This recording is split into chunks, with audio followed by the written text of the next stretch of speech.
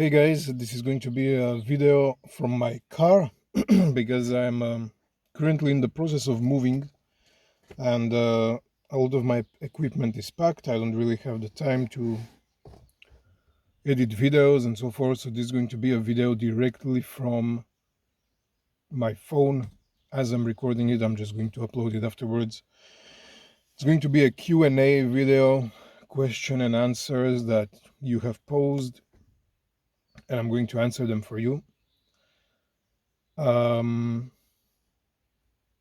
Before I start, I of course want to express my gratitude to the Patreon supporters of the World Tree who make these videos possible, because without them the channel probably wouldn't continue.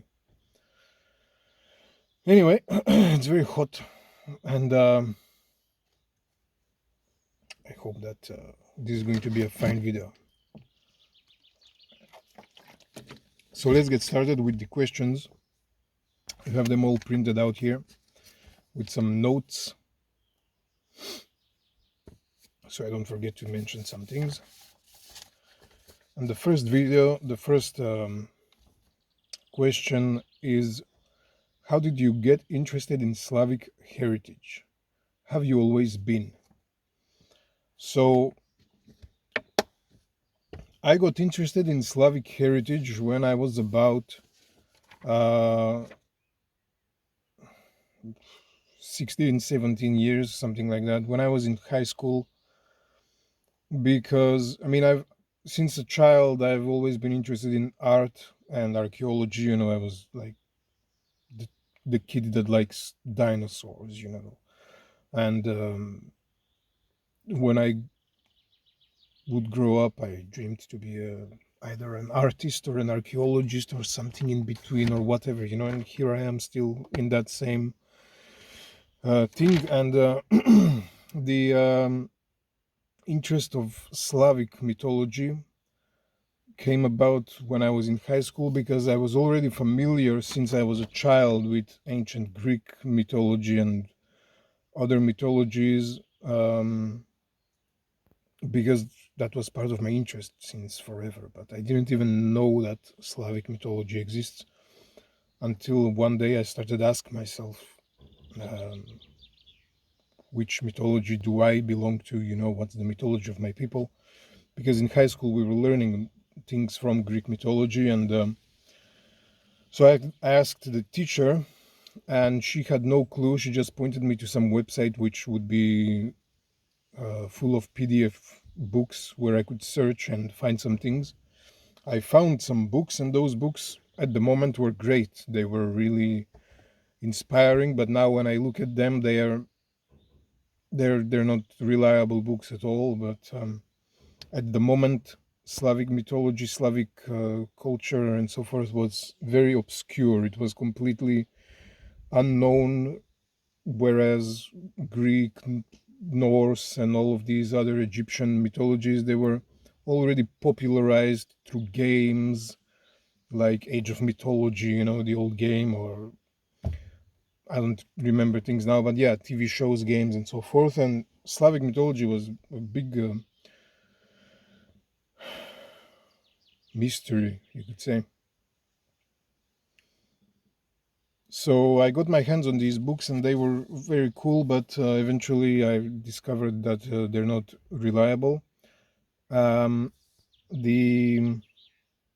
other thing which provoked my interest was also to understand what were all the traditions about that we had, because I was born and raised in an Orthodox Christian household, not necessarily fanatically Christian or whatever, but simply in the tradition.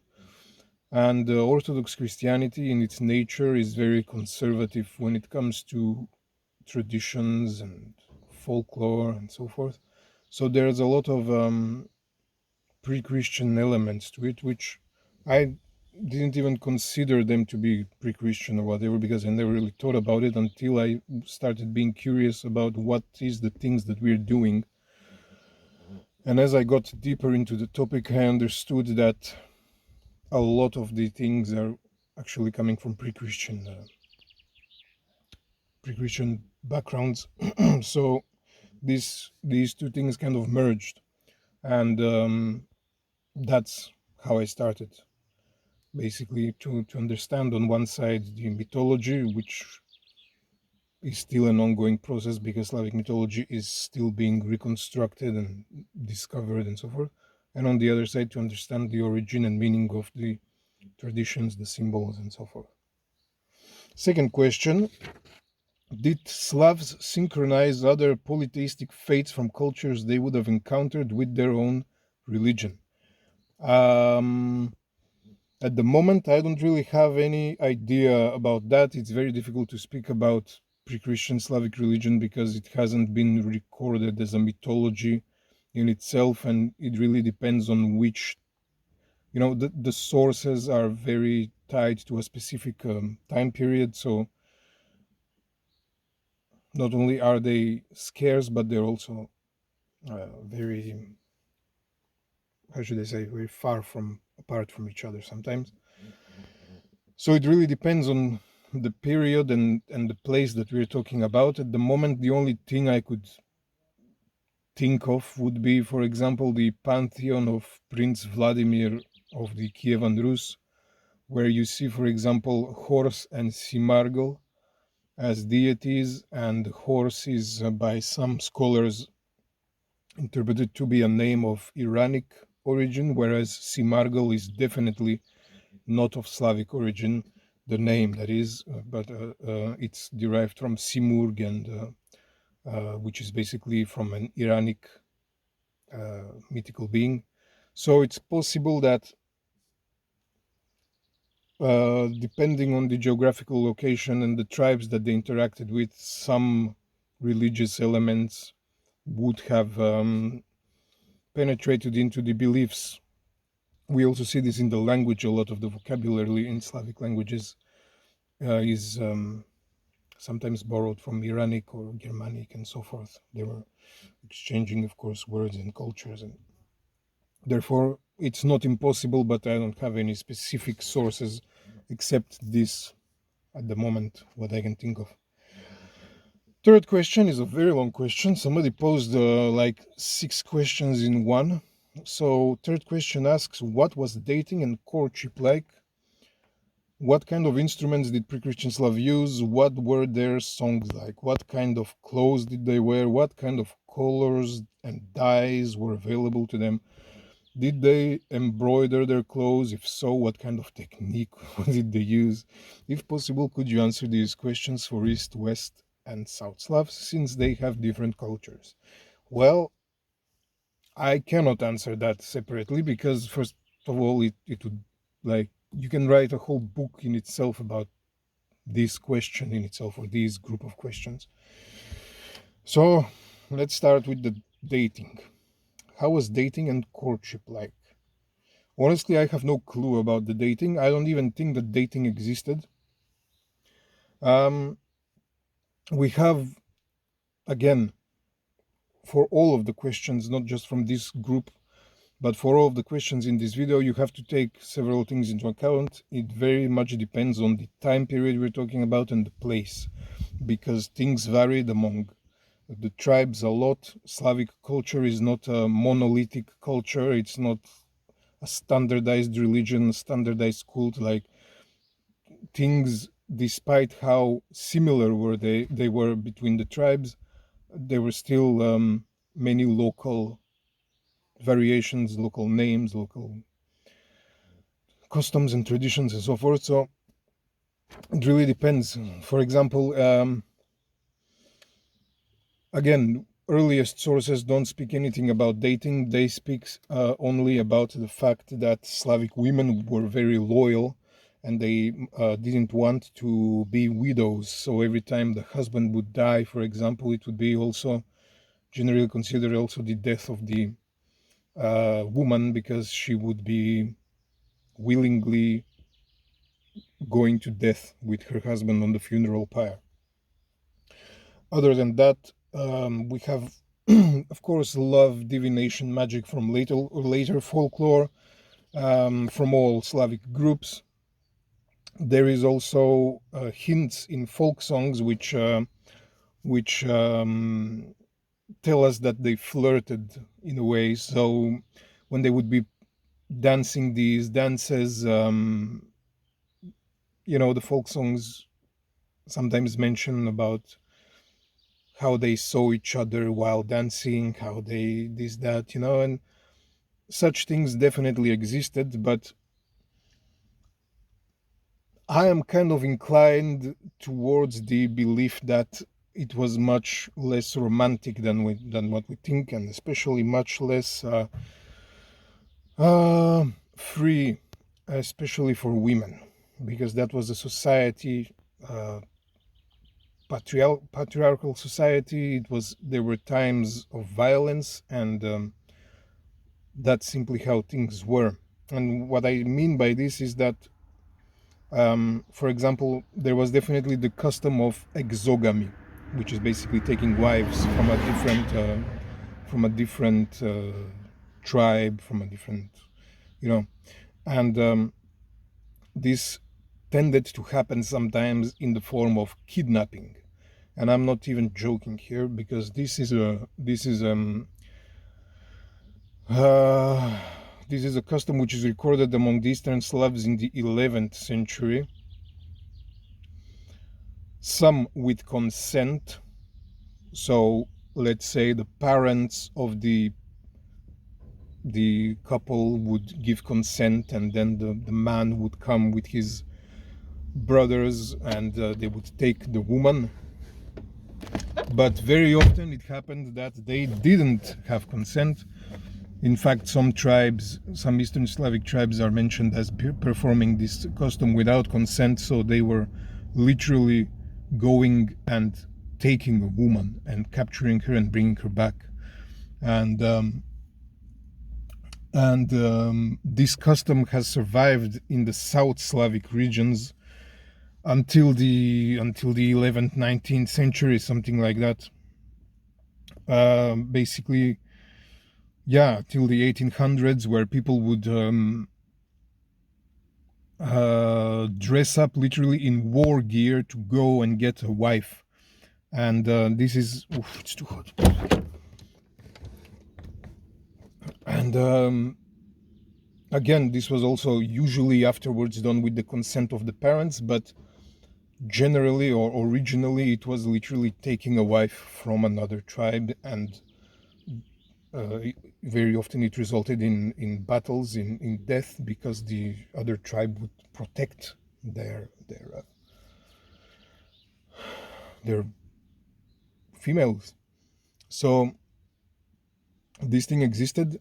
Afterwards it became kind of more civilized with consent and so forth, but it was still carried out like that. And even today it is carried out in some regions. For example, I know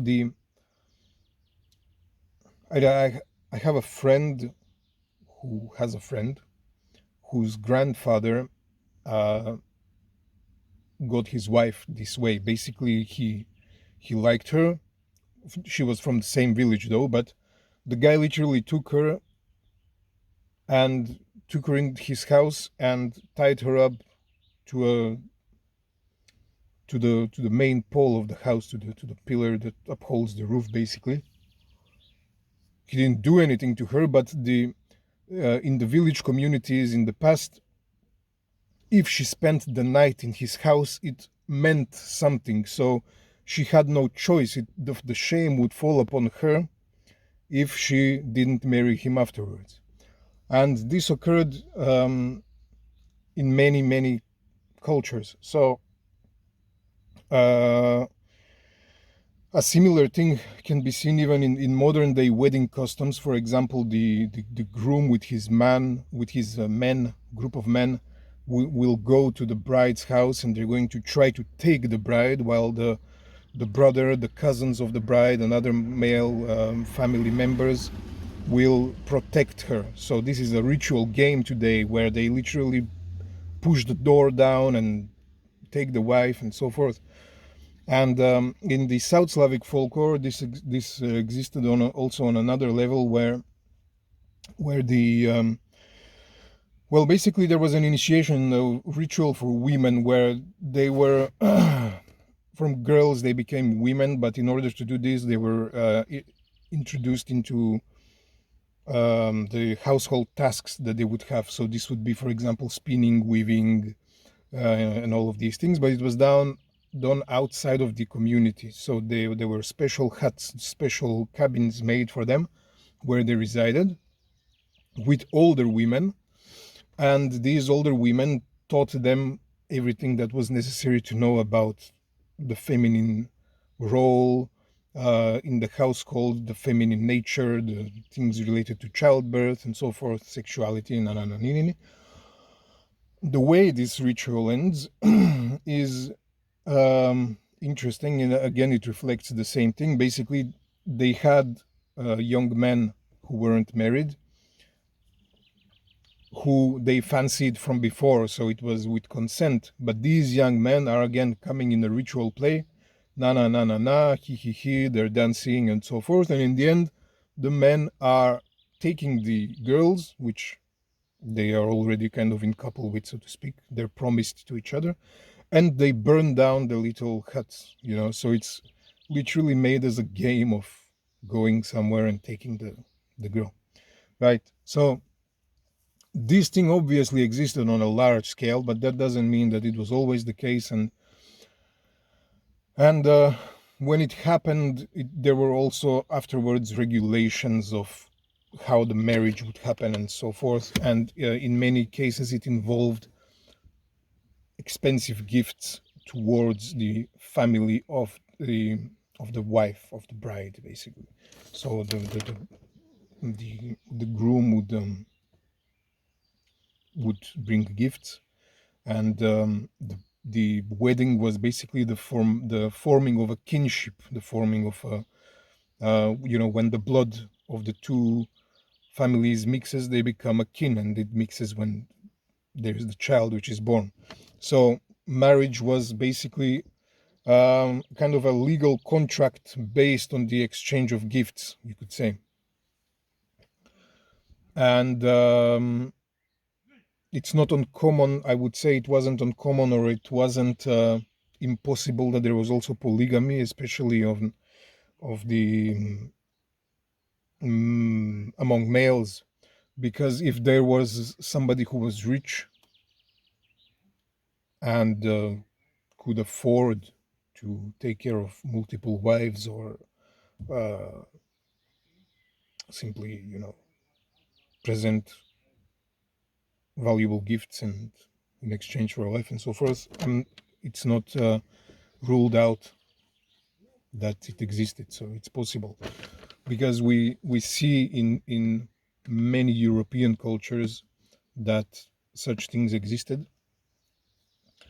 that morality was kind of linked to the tribe, but then outside of the tribe, in the play, to the other people, it was a very folkish type of morality. So, murder and rape doesn't apply to your people, but when you go abroad and there is a lower class woman, this occurred among everybody, regardless of people what they're going to say. Yeah, these guys didn't do this. No.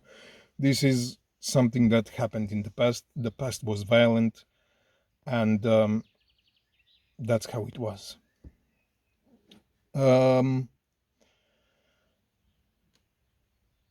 There is another interesting source of an Arab historian who speaks about Slavic tribes. I think it's about Eastern tribes, and he speaks about them swimming and bathing naked together, but fornication, so sex before marriage, is punishable by death for both sexes. So that's that. I think it took a lot of time to answer this one. Okay, so what was the next thing? What kind of instrument did pre-Christian Slavs use? I have a video which is called Forgotten Slavic Bardic Instruments. I suggest that you check it out. It's a very detailed video about specific instruments which were related to epic poetry. Aside from that, there were drums. We don't have any surviving drums from early Slavic times because it's material which decomposes, but the fact that there is a Slavic word for a drum in the Slavic languages indicates that they had drums, and all primitive cultures had drums, so it's impossible that they didn't. They had a variety of blowing instruments for sure, like flutes, bagpipes, and such things. And yeah, I would really suggest that you check the other video out. What do we have here? What were their songs like? What were their songs like? They had songs for every occasion. People in the past, when a child was born, there was a song. There was a song for death, which was usually a form of remembering the person's life and his deeds and glory, and but at the same time a kind of a mourning song, you know. There were songs related to the agricultural cycle. So people, when they were harvesting, planting, whatever they were doing, spinning, weaving, they had songs for these occasions. Most of the times these songs were related to mythical beings, fairies, deities, which are related to these activities, the awakening of nature. Songs of every kind, love songs, veneration songs, every kind of songs, and very often the songs themselves had the function of incantations. So they had this protective role, you know. Aside from that, they also had epic poetry. Epic poetry is something which is inherent to all Indo-European people, and probably the best preserved epic poetry in Slavic cultures is the Serbian epic poetry and the Russian epic poetry, and I've explored this a lot in the second volume of Slavic Traditions and Mythology, which is a book you should check out. Okay, what was the other question about? What kind of clothes did they wear? What kind of colors and dyes were available to them? Did they embroider their clothes? If so, what kind of techniques did they use? So, regarding the colors, I have no clue, because this is a matter of reconstructionists, and from what I've seen, they do a pretty good job, but when it comes to embroidery, wait, let's first start it like this. What kind of clothes did they wear? So it is. I spoke to an archaeologist once, and he told me that we have discovered their jewelry, but when it comes to their clothes, we are pretty much in the darkness. Other people will disagree. They will say we have enough material evidence from artifacts or neighboring cultures, and pretty much in the early Middle Ages, you could say that the clothing, the fashion was more or less similar across Europe, right? But again, it always depends on what place we're talking about and what time we're talking about. So there would have been tribes which are more influenced by Byzantine cultures, for example, in terms of jewelry, or Scandinavian cultures, or Frankish, or Avar, or Finnic, or Baltic, and so forth, right? So it really depends. But it is generally kind of accepted that males wore, first and foremost, that clothes were made from linen and wool, and the linen clothes of males were generally a shirt which was about almost long to the knee, like a tunic, and some kind of breeches that they wore from beneath, something like trousers. This is also attested by Procopius when he describes how the Slavs are fighting, and he says that sometimes they just pull up their breeches to their waist and go in battle naked, without even wearing a shirt, he says, or a cloak, So this implies that they wore a shirt and a cloak, obviously. This cloak was fastened probably on the left side, and it left the right arm free. So fibulae were used for this. We have a ton of them discovered. And they also had belts. Right, belts are a very important detail in Slavic cultures. They were either made of leather or fabric like wool or linen. They also have a very magical aspect to them, but never mind. The clothes varied, of course, depending on the season. There were hats which were made of different types of fabric. There were definitely hats which were made of wool, of animal skin, cloaks as well, thicker clothes simply for the winter.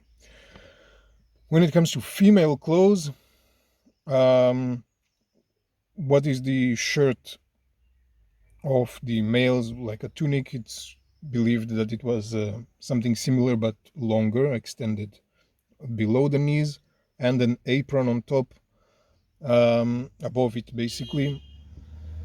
What the fuck? So an apron above the tunic, or the dress, you could say.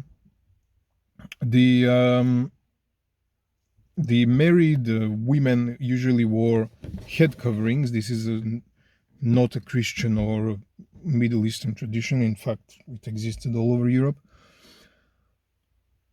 Head covering, which basically was adorned with various types of jewelry, and of course it all depended on the status of the person. Like everything that we're talking about regarding the clothes doesn't only depend on the time period and place that we're talking about, but also on the status of the person, and therefore people of higher status would definitely have more decorative and beautiful and even colorful clothes, whereas people of lower status would have simpler clothes. And these simpler clothes were definitely simply even not colored or dyed in any way. They were the natural color of the linen or the wool, which tends to be white, kind of warm white, creamy kind of. When it comes to embroidery, I'm inclined to believe that there was embroidery, especially for the females. We have to ask ourselves what embroidery means. So embroidery is not this decorating element, right? Embroidery had a ritualistic and magical purpose.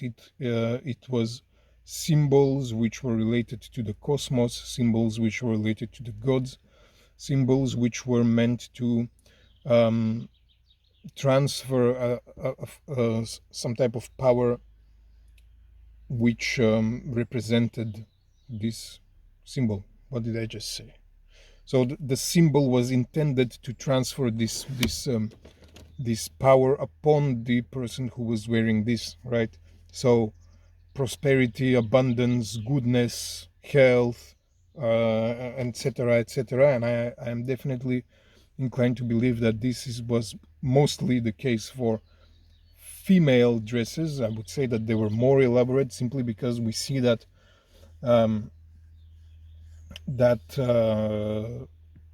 even today in Slavic folklore, it's the female dresses which are the most beautiful and most elaborate, and especially ceremonial dresses. So yes, there were people who had dresses specifically for certain occasions. Let's say for big festivals, you would always put your best clothes that you had, or for weddings and so forth. In the same way that today you dress up when you're going somewhere for something which is special. So yeah, I'm inclined to think that there were embroideries. I don't know how elaborate they were, but they definitely existed. We also have some artifacts which hint towards this, but which symbols and techniques, I don't think it's even possible to know. Which symbols? Actually, I think it is possible to know, because most of symbols in European embroidery are the same, due to the fact that the technique is very specific, so it doesn't allow a big variation of expression of symbols, right? And especially regarding the fact that in Slavic folklore, even today, the symbols which are embroidered can be traced even back to prehistory. So these are definitely pre-Christian symbols, and I have covered a lot of them in the first volume of Slavic Traditions and Mythology. Yeah, I think that would be it for this question. Oh, that was a long question. Let's go close, blah, blah, blah, blah, blah.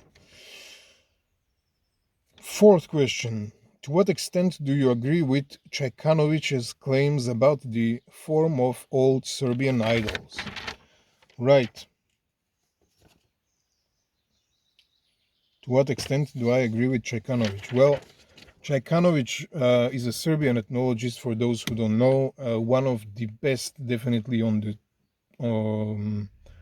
who has researched the topics of pre-Christian Slavic and Serbian religion.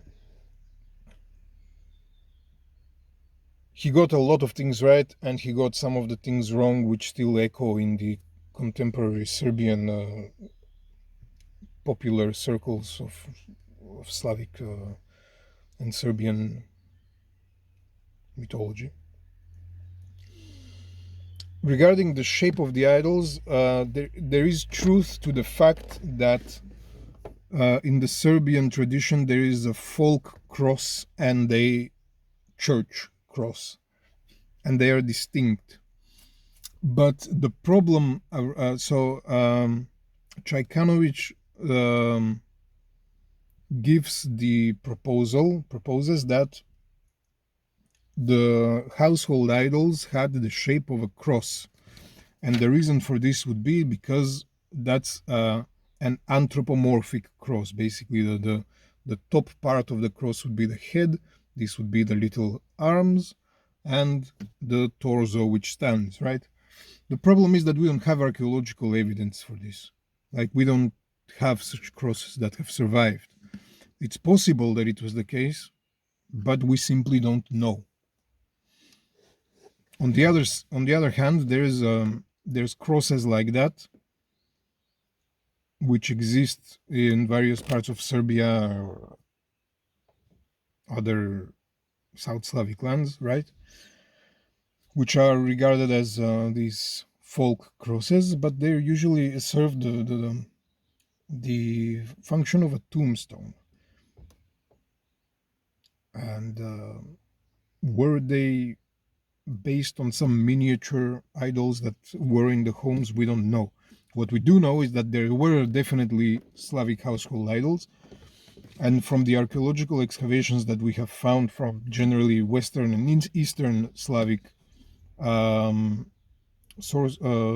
areas, they appear to be not like Čajkanović describes. They appear to be phallic shaped, which has its own mythical symbolic connotations, and bearded. And when we take into account these mythical images, you could say, and compare them to the contemporary, modern, and recent ethnography from all Slavic areas, we have a very coherent understanding of the household cult, the object which was there, the names that were used for these objects, which were usually elder or grandfather, and so forth. I have a video which is called the Cult of Slavic Grandfathers or something like that, so please check that video out. I explain a lot of things there. Okay, can you elaborate on how Slavic people practiced their spirituality both in domestic and public cults? I'm particularly interested in learning about the spiritual practices of the average person in their everyday life. Well, it depends again on the period and on the place. because not all historical sources are the same, not all cults were the same. What we can know for certain is that there was a designated sacred space, which was basically an image of the cosmos, you could say, because the cosmos is in all in the European cultures imagined as a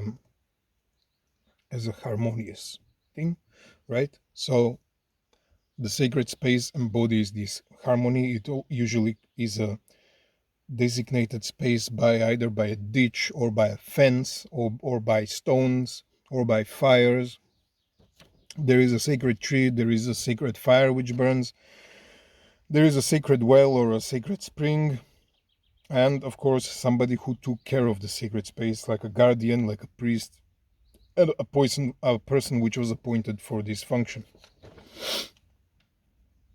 Public cults involve basically the whole community, and that would mean the whole tribe, the whole village, the whole town, depending on the society, right?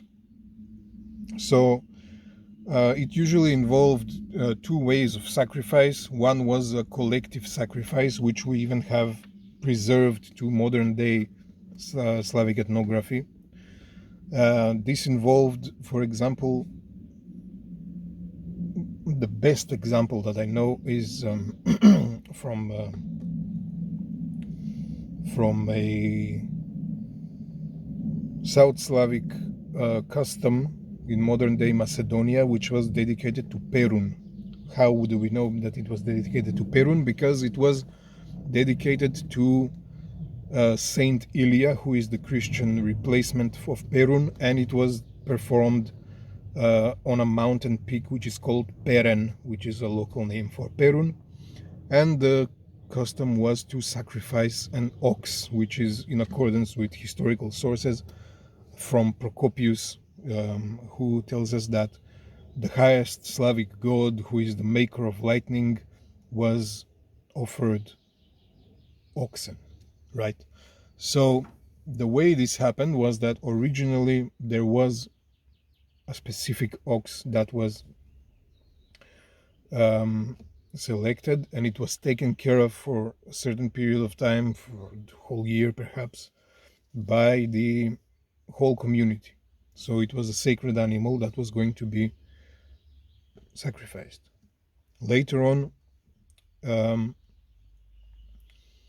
when people didn't live so much into villages or didn't depend so much on oxen, they instead invested money collectively to gather a big sum and then purchase the animal and sacrifice it. So this is accompanied by various other things, of course, prayers, the libation, the blood was collected in a bowl, the blood was spilled in the under trunk of under the tree where it was performed, or sometimes it was sprinkled or smeared on faces of children, sometimes, like to transfer this divine life force, divine energy of the sacrificial animal, right? This is all documented, by the way, in ethnography. So that was one form of communal sacrifice. And another would be, for example, each family would bring their own sacrificial animal to be sacrificed. So this we have more attested in historical sources. For example, I remember one of the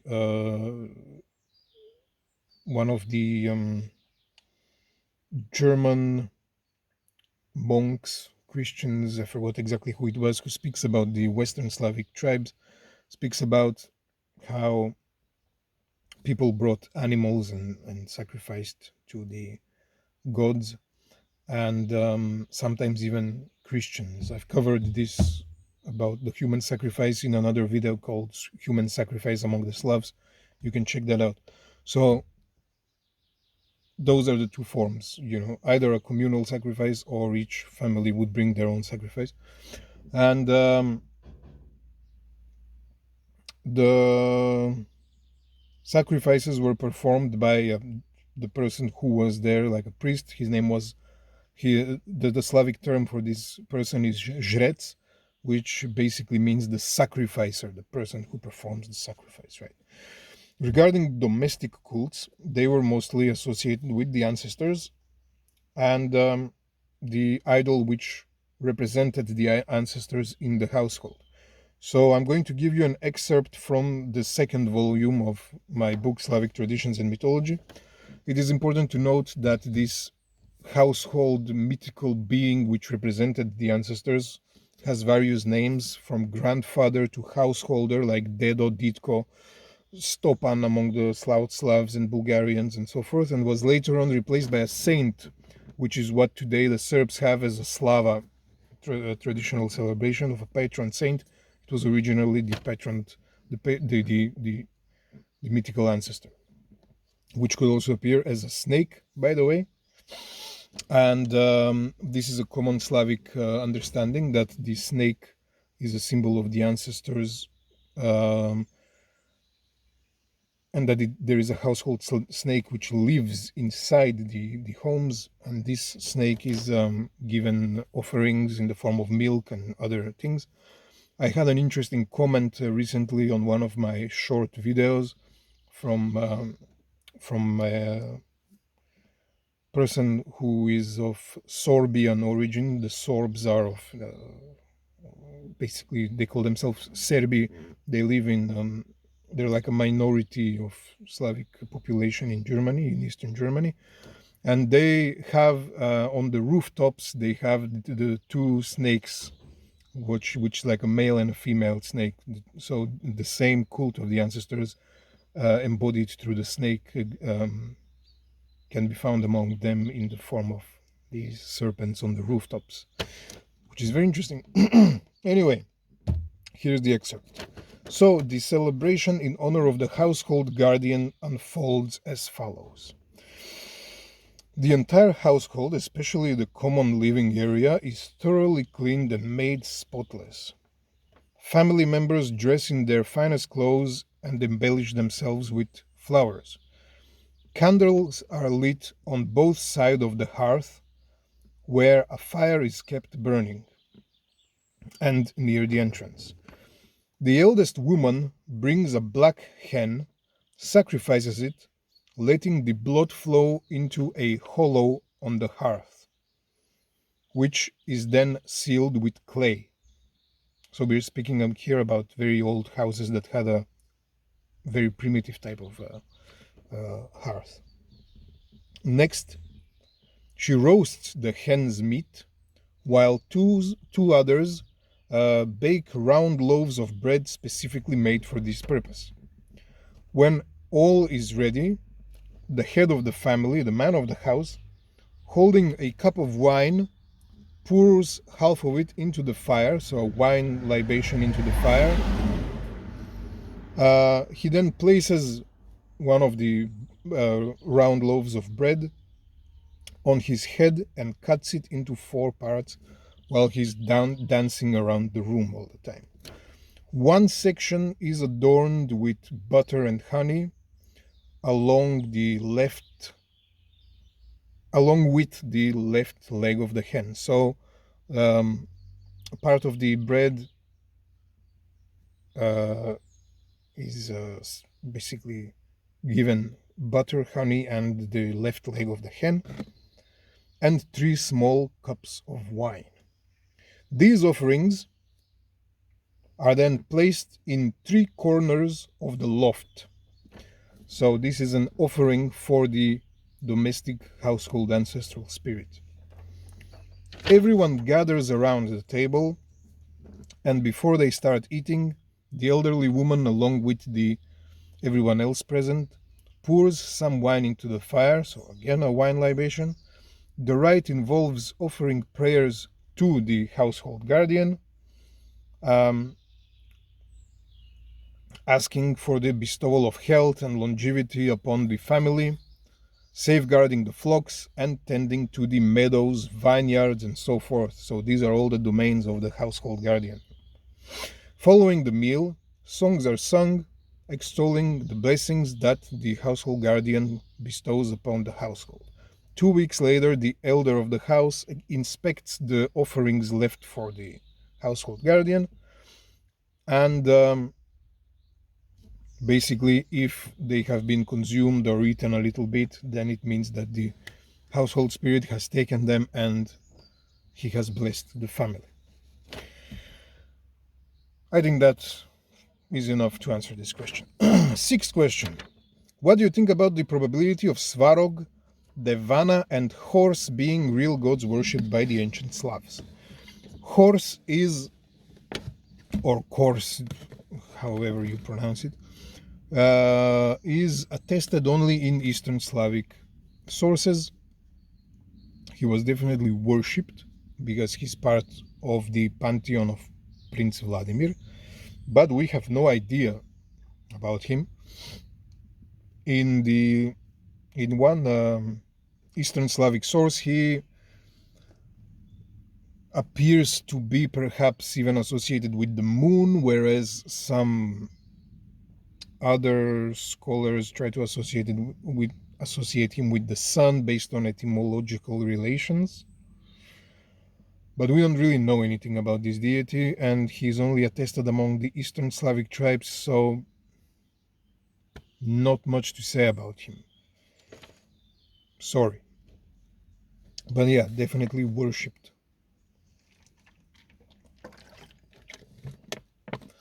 Regarding Deana, Deana, I think the oldest source which mentions Deana is the old Polish chronicler Jan Długosz. I don't know if his name is pronounced like that. And in this source, he describes the custom of chasing out Morana or Marzana out of the village and throwing her into water, drowning her. And he says that Deana is simply another name for Marzana or Morana. So these effigies of the goddess Morana were also called Deana. What does this mean? This means that Morana and Deana are two names for the same goddess. And this is going to come out as shocking for a lot of people, but this is the truth. It is only later that Jan Długosz invents a pantheon, and he connects Deana with, or tries to connect her with, the Roman goddess Deana. So what you read today about Deana being the goddess of the hunt and this and that, this is all based on this identification, and we don't really know anything much about such a goddess among the Slavs.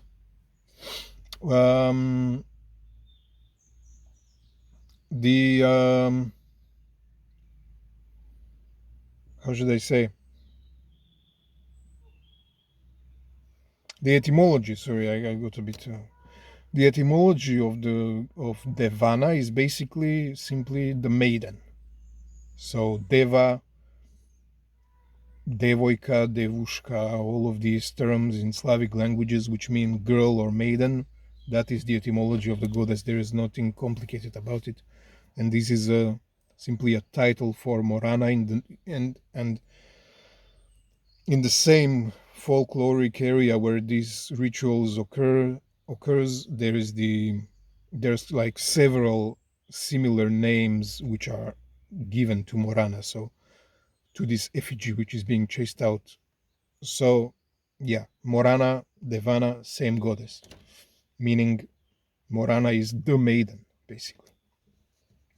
Regarding Svarog, Svarog is attested only in one single source, which is a translation where basically the god Hephaestus is translated as Svarog, but we don't know on which basis, right? So we don't know why. people like to believe that this is because Svarog was a blacksmith, but we simply have no idea. And in this same source, Svarog is represented as the father of the sun, which is called Dashbog in the source, and is also evident in the theonym Svarozhich, which means Svarog's descendant. So Svarog clearly was somehow associated with the sky. Was he another name for the storm god Perun, which is some interpretation, or he was another name for the sky god, right? We can't be exactly sure. Or were the storm god and the sky god the same, right? As I said, it depends on the time and the place, and yeah, because the mythology hasn't been recorded, we can't really know for sure, but it all points to the fact that Perun was definitely the highest Slavic god, who is the storm god, and that Svarog, Sventovit, Belobog are just different names for the same deity, only expressing different functions, right?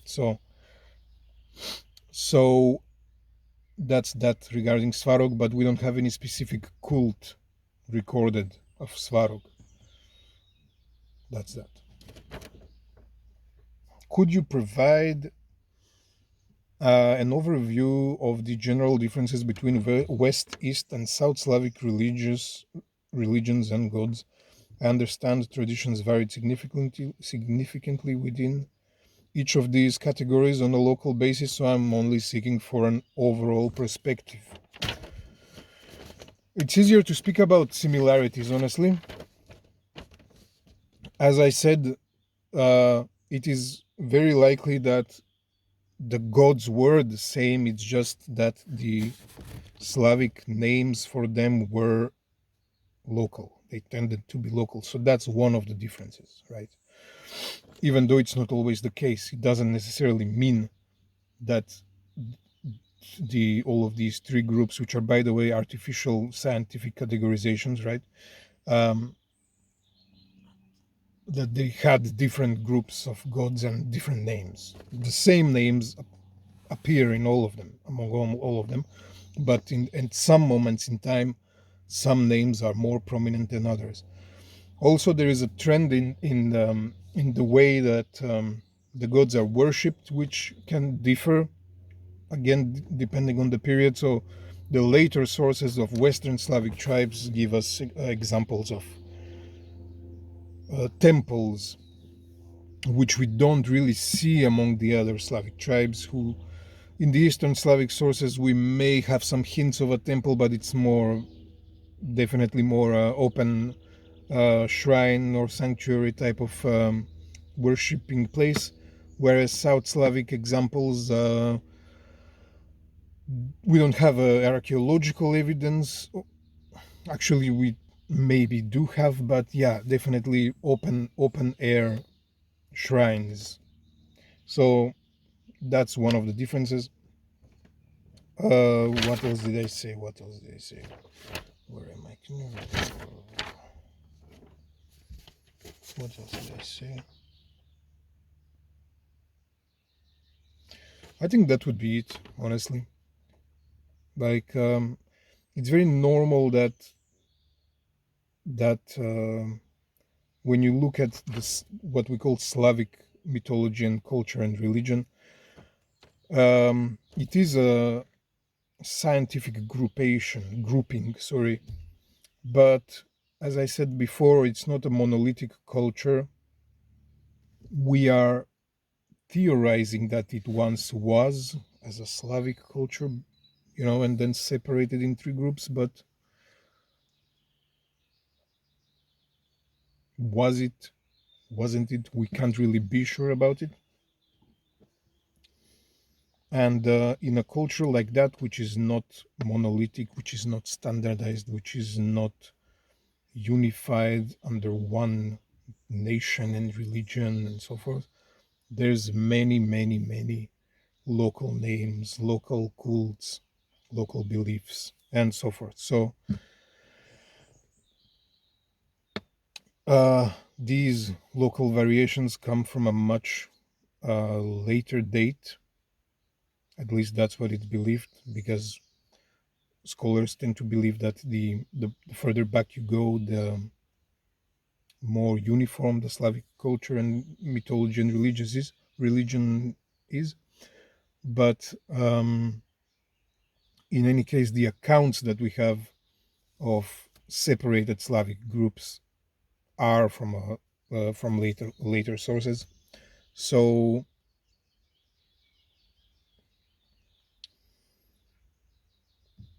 you can't really compare them to ancient sources, because, or to a mythology of an older period, because it doesn't exist, right? It's that's the problem with Slavic mythology. It's not recorded.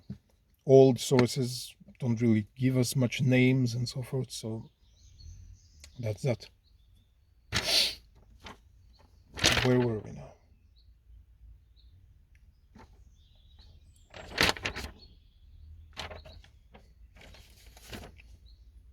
How did Slavic people perceive the idea of war and conflict? Well, Slavic people perceived the idea of war and conflict pretty much like all Indo-European peoples. War and conflict was an integral part of Slavic society. It was basically very possible that males were initiated into a warrior cult outside of the society which exists, among all Indo-European tribes. I have explored this topic in the second volume of Slavic Traditions and Mythology, and it basically shows that in order for a person to be married, he had to first go through this warrior initiation outside of the society, and then be integrated into the society as a man who could own possessions, participate in the assemblies, in the gatherings and discussions, and marry and so forth. So and also, even if we disregard this as a reconstruction, like, you have many Slavic gods who are related to warfare, and many Slavic gods whose whose temples were donated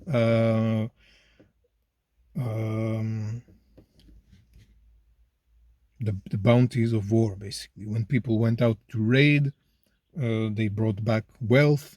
Part of this was given to the temples of the gods which they venerated. So yeah,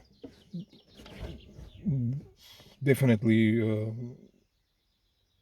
warrior society, or at least a society with a warrior aspect, which was, depending again on the time and place, very significant.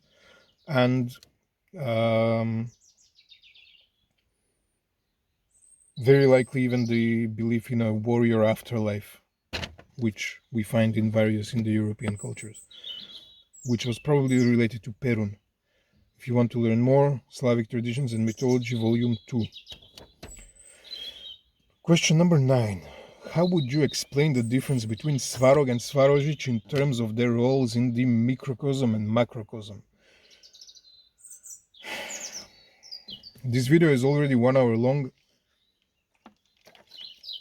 This guy wants me to make it 2 hours long, it looks like.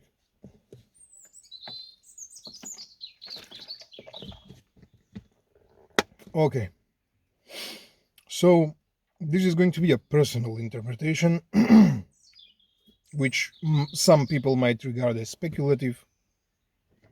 Some find it enlightening. My throat is dry from all this speaking. But yeah, first let's discern what's a microcosm and what's a macrocosm. A macrocosm is everything outside of man, the universe. Macrocosm. Microcosm is man's body, man's inner world. Svarog, as I said, we don't have a lot about him, but if we regard him as a sky god, And if we regard his etymology and its relation to heat, then he would be the god of the daylight sky and warmth.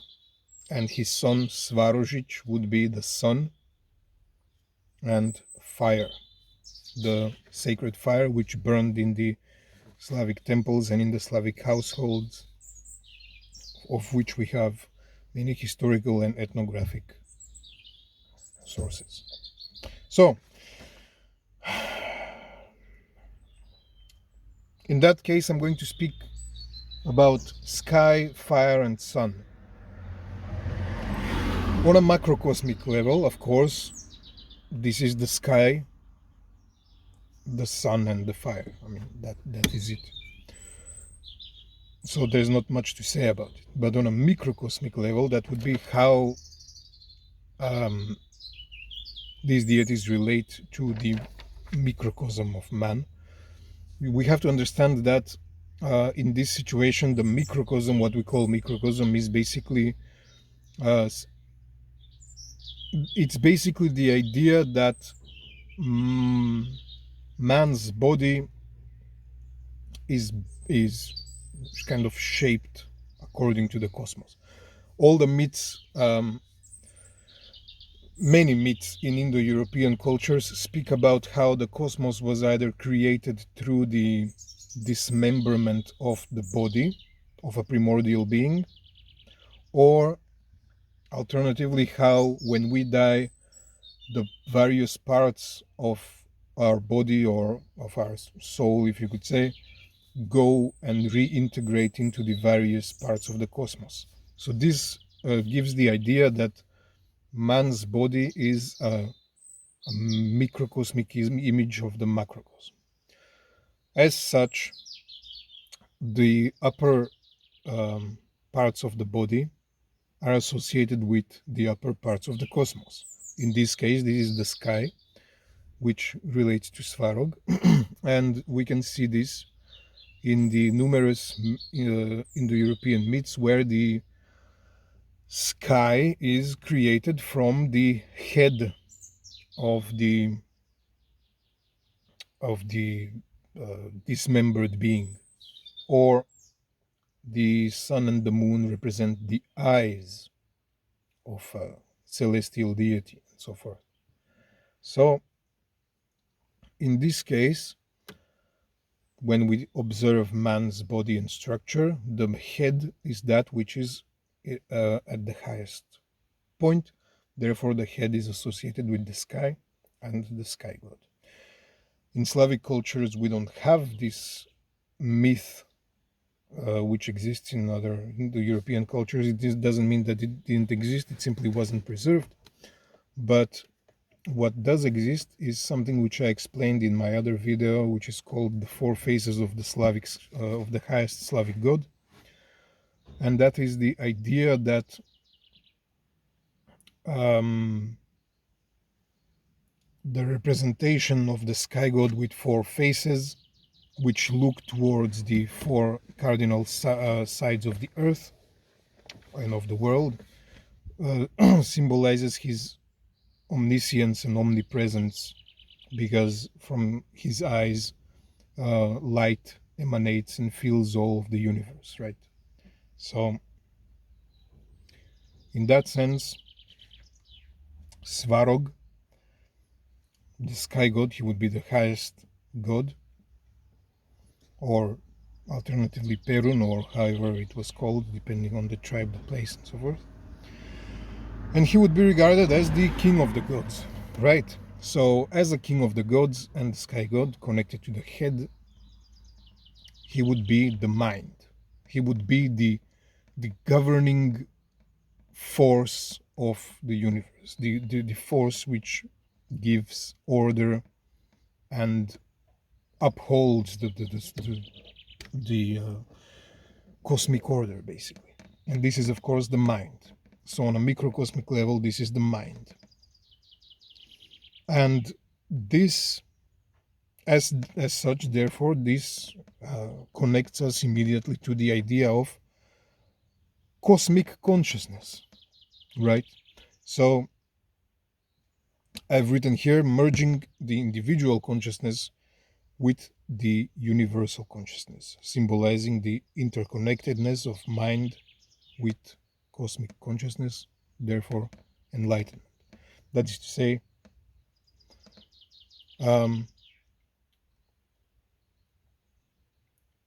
the transcendence of your individual consciousness to a type of cosmic consciousness which exists as a phenomenon in many spiritual traditions and is given a very great importance in many Indo-European cultures, which would associate with enlightenment, would be part of this spiritual and microcosmic, you could say, even, or micro-macrocosmic connection of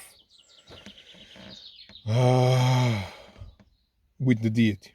Okay, so I hope I said that right, because I'm a bit tired from speaking and my mind is a bit off, but that's generally the point. The mind relates to the sky and to enlightenment, because the sky is eternal and the universal consciousness is also eternal, and this is where you achieve enlightenment. This is also related in divine intelligence, that would be divine wisdom, which transcends the personal or individual understanding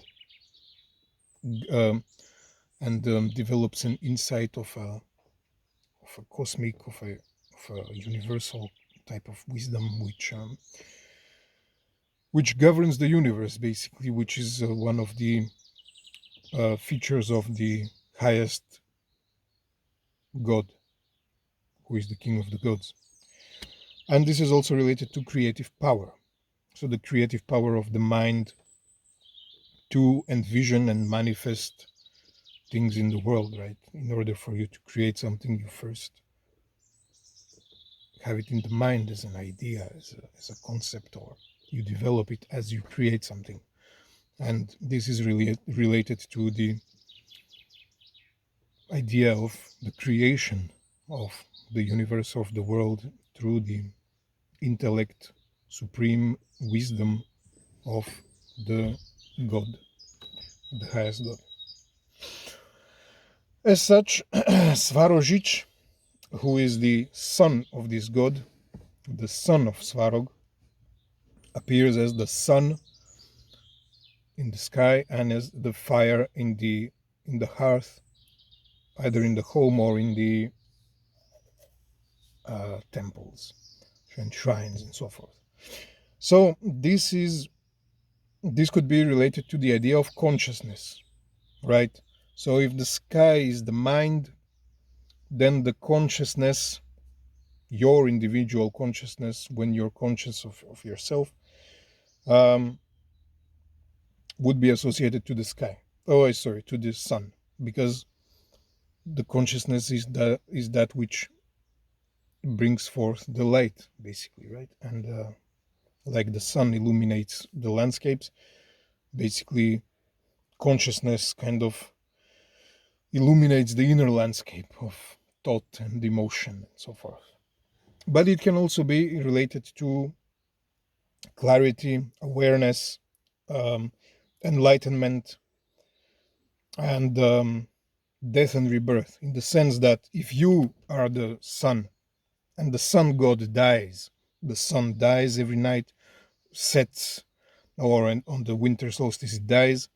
And in mythology we see that the solar god dies and is reborn. And if this is your consciousness, then your consciousness, or who you feel you are, eventually dies but is also reborn. So there is also this idea. This is also why, as I said in another video, death is regarded in our mythologies as a sleep, so, or a blindness. So a blind person, or a person who is sleeping, is symbolically often representing death, or is dead. As the eternal fire of the hearth and the temple, which wasn't allowed to be extinguished, this could represent your eternal spirit, the spirit which is reborn, And this is related to Rarog as a falcon in Slavic mythology, a falcon, a fiery falcon of the hearth, possibly related etymologically to Svarog, as they sound very similar. And because he is a bird, many people have made the connections, many researchers have made the connection of the transmutation of the soul, the migration of the spirit, so to speak, as the birds migrate to the other world and they return. So your spirit migrates and returns. And therefore, again, we come to the idea of reincarnation, which is also seen in the Slavic word for resurrection, actually, voskresenje, which is basically rekindling of fire, right? So Svarozhich would be this immortal inner spirit which does not die. And this is also tied to the idea of cremation. Basically, when people are cremated, their spirit is released to go to the sky to unite with the source, which is, in this case, Svarog, as the father of Svarozhich, as the father of fire, right? Another thing which can be, another parallel which we can draw here is enlightenment in the sense of banishing the darkness of ignorance, right? So this could be also tied to the deity, to Svarozhich. Innate knowledge, intuition, and insight that illuminate the path towards enlightenment and truth, as well as transformation and purification. This is what I said. This is related to the funeral pyre, right? Fire has the power to transform and to purify. This is also why sacrifices were burned into the fire, because the fire burning upwards connects to the world of the gods and basically brings the essence of the sacrifice to the gods to which it is sacrificed. So fire burns away the impurities and stimulates growth and renewal. That's the thing. The old dies, is burned, and it is renewed. It is reborn.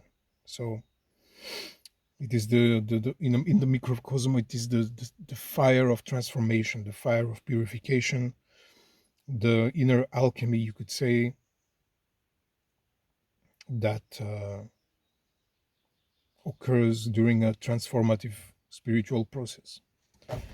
It is also related to the concepts of vitality, like sexual vitality, sexual energy, and war, so physical vitality in general. But this is evident from the historical sources, because we know that Svarozhich was also a war deity, but this is also very connected to Yarilo as a separate deity, right? Vitality and war, which is also connected in his name. So that would be about Svarozhich as a fire and as as the sun, enlightenment, eternal spirit of the ancestors of you, and purification and transformation. You mentioned in a couple of your videos, this is the 10th question, you mentioned in the couple of your videos that Chernobog was possibly just another name for Veles. If possible, I'd like to know the source for this. Also, have you read the works of Lev Samuilovich Klein? And if so, what do you think of his findings on Perun's legend? Barrel rolling across the metal sky and so on.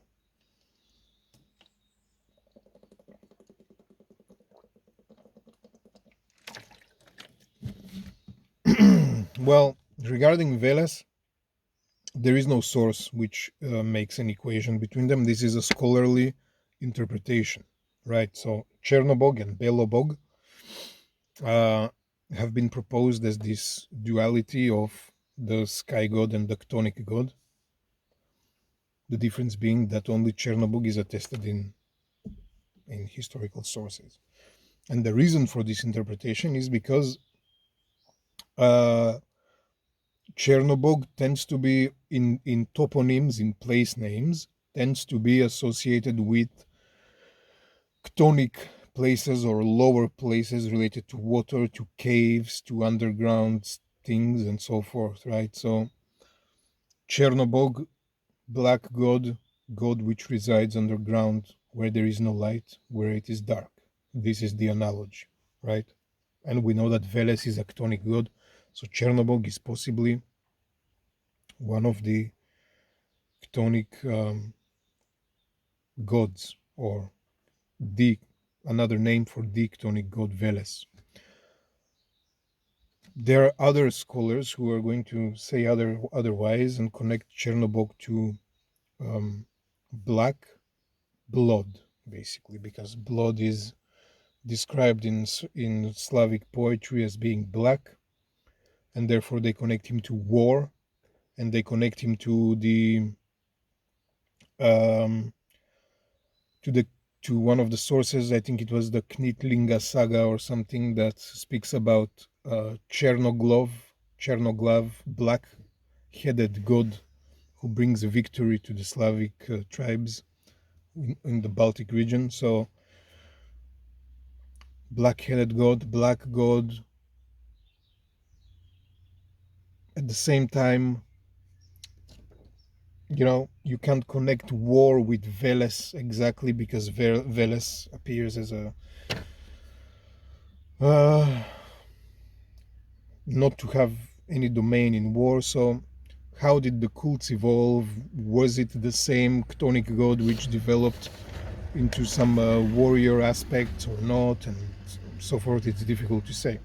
There's definitely logic to interpreting him as a chthonic god, Chernobog, because of the place names, as I said, and the association with black, because in Slavic poetry, another thing which is called black is the earth, and this is both black earth and black blood are Indo-European, part of the Indo-European sacred language, you could say. It's a type of description that you find everywhere. So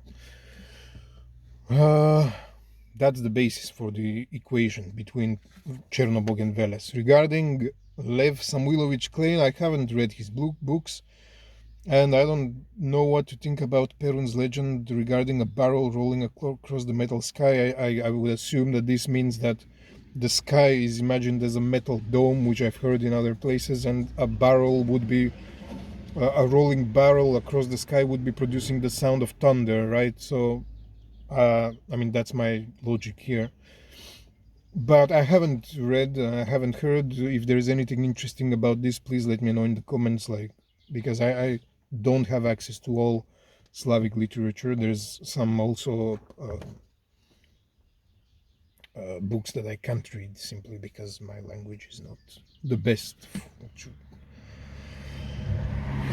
Oh, it's the last question. If you have heard of it, what are your thoughts on the theory that a deity called Div is actually the Slavic sky father? So, Div is not attested anywhere as a Slavic god.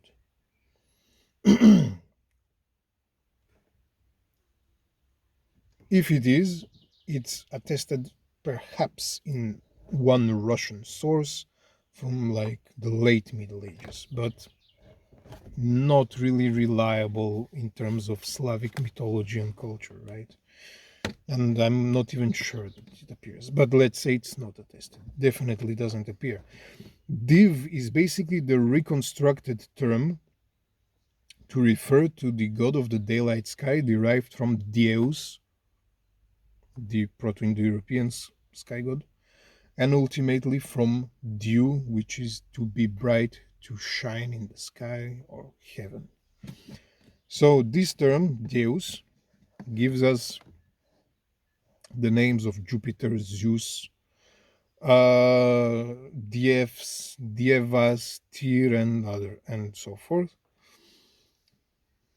And later on, it was applied to the Christian God. So in many languages today, what the Christians call God, they actually use a word for the Indo-European sky god, the god of the daylight sky. They say dew, they say Dios, they say Theos, they say Dio, and so forth, right? So these are all names derived from the Indo-European pre-Christian sky god. So Div is the Slavic reconstruction that would have been, but we don't know if it was. It is speculated that Div was early on replaced by Bog, which is the contemporary modern word for and historical word for God among the Slavic languages. And Bog originally meant dispenser, distributor of good fortune. Okay. And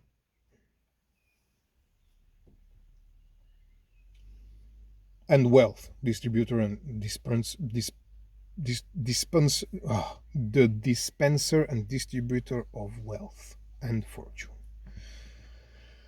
So the Phrygians have already used this term for Zeus. They called him Zeus Bagaios. Right, so there you have it. In folk proverbs and expressions, the word bog, which we use for God, usually means sky, in the sense that under God there is nowhere to hide, or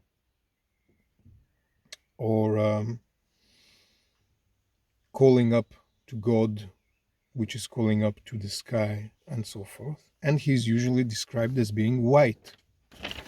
So what does that mean, that he's described as being white? It means that although the black god is attested in historical sources, so Chernobog,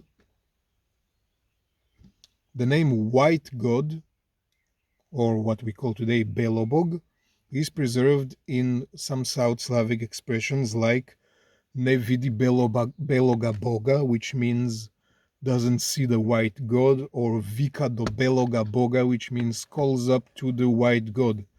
And from these expressions we can see that what they meant by god or white god is the sky, especially the daylight sky. Therefore, even though the white god is not attested in historical sources of worship, we are pretty certain that it was one of the terms used for the god of the daylight sky. Simple as that. Therefore, Bog, or Belobog, is what we call Div, or we would have called Div according to some etymological reconstructions, but we don't have this, right? So the upper shining sky of the heavenly god. Problem is what I mentioned earlier. Perun, Svarog, Div, not Div, but Perun, Svarog, and Belobog, and Sventovit among the Slavs of Arkona, appear to be different names for the same god, only expressing different functions. It's either that, or the sky god and the storm god have been separated, but we don't know. What we do know from the historical sources is that for certain it was Perun who was regarded as the highest god. But was there another sky god which had a passive role? We can't really be sure, right? So the idea is that Perun means the striker, and this reflects the storm god, or the function of the function of the sky god as a thunderer. Belobog, which is not attested as a god specifically, but as an epithet, Belibog, white god, would be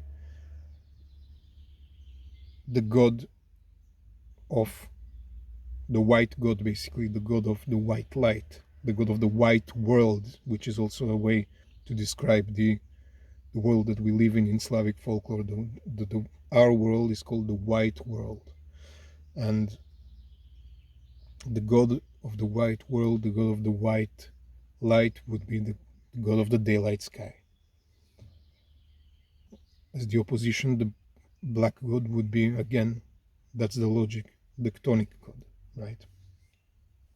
And Svarog is either related to fury.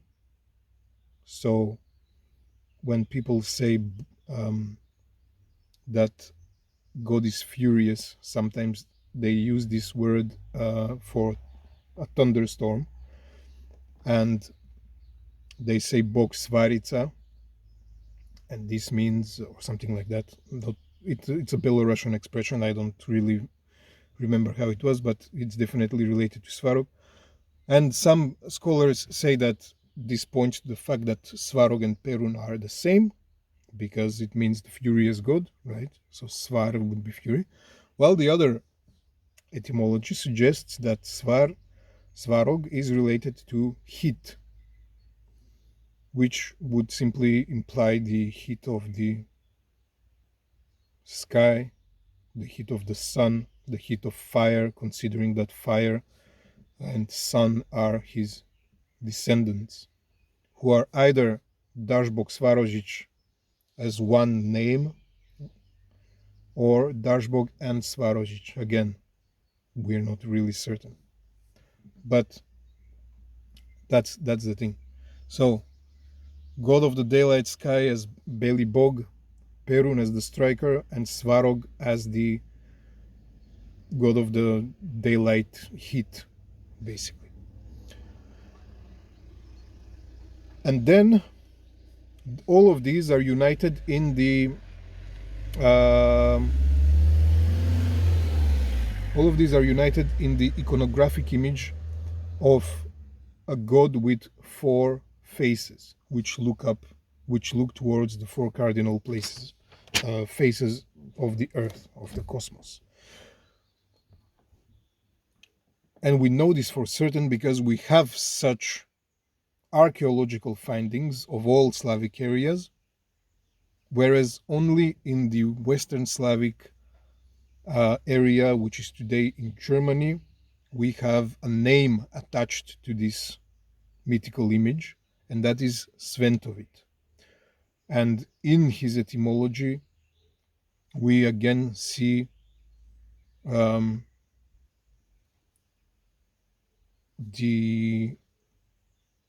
the notion of light and sacredness, and at the same time, it is a name which only exists among that particular group of tribes, so it doesn't exist anywhere else. The attempts to connect Sventovit to the South Slavic vid are wrong. So those are the names that we have. Those are the etymologies that we have, but they all share the same mythical image, right? A god which sees the whole world, the whole cosmos, and penetrates it through his with light which emanates from his eyes. This was a long video. Thanks for watching. Bye bye.